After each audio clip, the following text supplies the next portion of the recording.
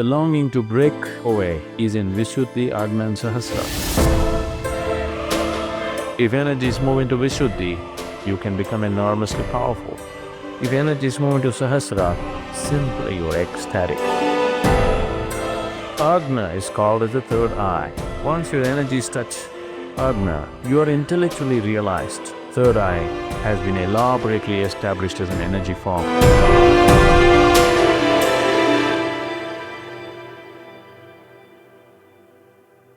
Namaskaram, Sadhguru. I started meditating 10 years ago, and after a few years, I could see my third eye, a perfect eyeball. Is it real or am I hallucinating? Now, this needs to be understood. What is referred to as a third eye is not necessarily another eye like this. It is not. It is just that, there are okay. In the pranic system, we talked about the 72,000 nadis. These 72,000 nadis have 114 important junction points in the body. Like, in this building, electrical systems are running. There are many junction points where major meeting of connections are happening. There are 114 junction points in the body. Generally, these are referred to as chakras. The word chakra literally means a wheel. But these are not in the form of circles or wheels. They always meet in the form of a triangle. The nadis always meet in the form of a triangle. And the whole yogic system depends on what you do with them. So out of this 114, 7 are held as the major junction points. So these are the 7 chakras that everybody's normally talking about. They are located in certain parts of your body. These are Muladhara, Swadhisthana, Manipuraka, Anahata, Vishuddhi, Agna, Sahasrara. Muladhara means the foundation. This is a center which is physically or physiologically, it is located between your anal outlet and your genital organ. It's called the perineum medically. If your energies are dominant in your Muladhara, food and sleep will be the 2 major qualities of your life. They will be the most important factors in your life, food and sleep.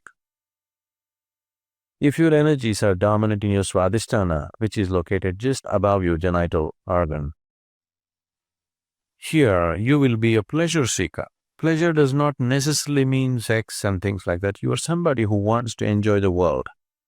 That's dominant in you. So a person who is a pleasure seeker, he lives little more intensely than a person who is living just for food and sleep. Yes.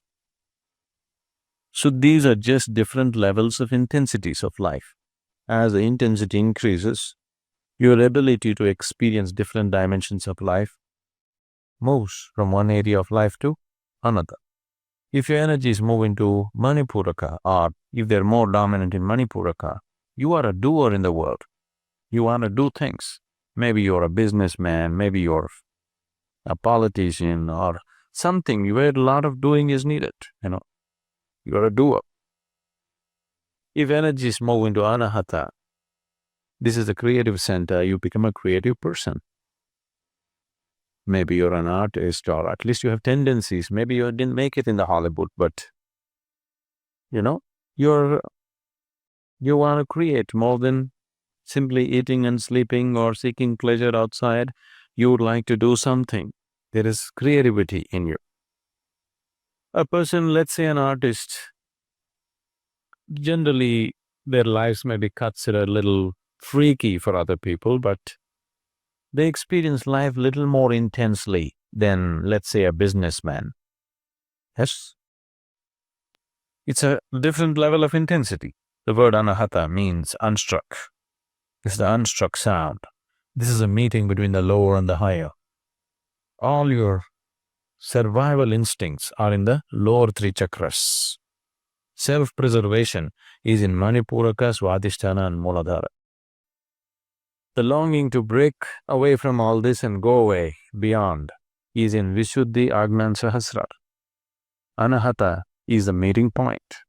So Anahata, the symbolism is two triangles meeting.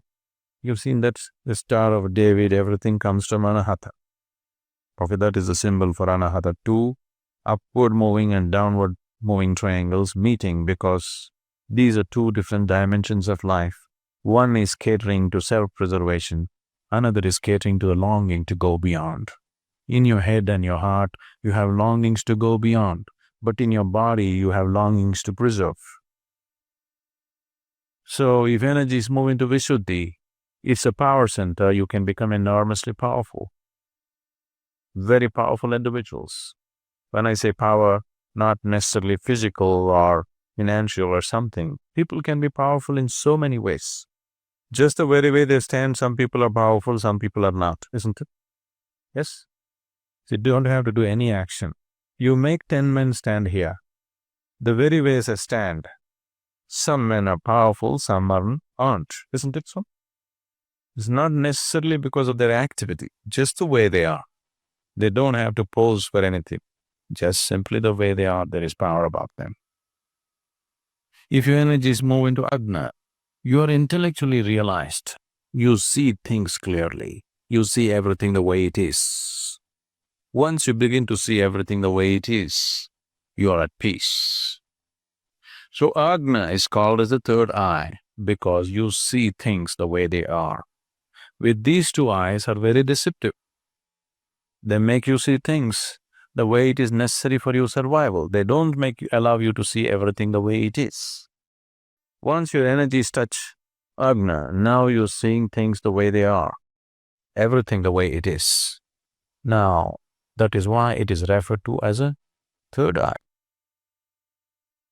Sahasrara is the seventh chakra that is not in the body, just outside the body. But most people, it is dormant, it is not active.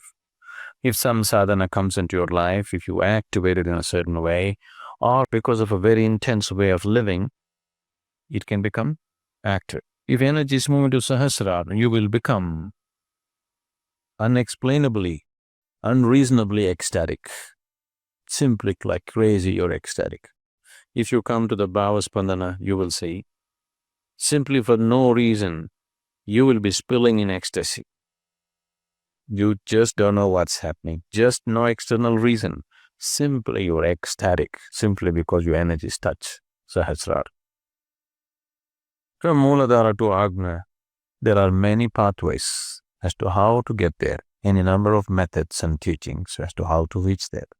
From Agna to Sahasrara, there is no path.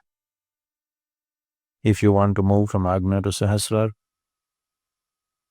because there is no path, that is the reason why many people have gone about propagating peace is the highest thing to achieve, because they got stuck here.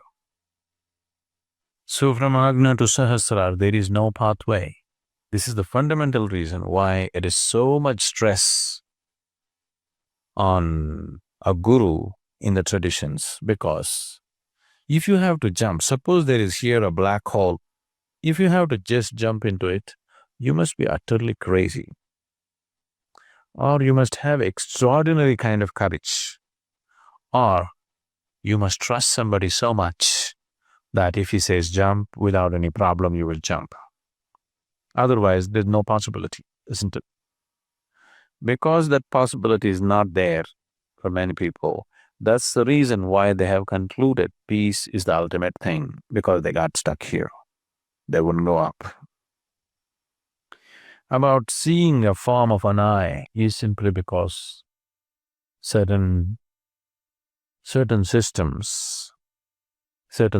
of practices made a whole imagery about it. These images were not just drawn on paper.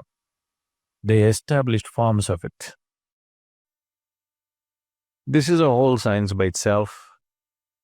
In India, this is called as the science of consecration. In the yogic traditions, The science of consecration can be taken to such peaks. Any form you want, you can consecrate it and make it a reality. Right now, let us say I want a fierce dragon established energy-wise. Now, I will establish a temple for a dragon. And if you go there, you have a deep experience of the dragon, because the energy form of the dragon is like alive, like a real thing. Because the science of consecration is such, any form that you want, you can consecrate it and make the energy hold that form.